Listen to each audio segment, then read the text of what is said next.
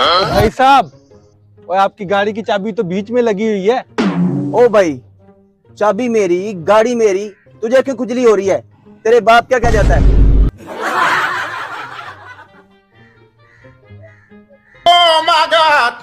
कि भाई यार अपनी बाइक की चाबी तो दे जरा, मैंने अपनी मशूक को घुमाना है। हाँ हाँ, ये चाबी बीच में है, ये गाड़ी खड़ी है और टैंकी भी फुल है। अपनी गर्लफ्रेंड को खूब घुमाई और जल्दी वापस न आई। अच्छा, अब आएगा ऊंट पहाड़ के नीचे। अरे भाई साहब, इधर मेरी बाइक थी, आपने देखी है?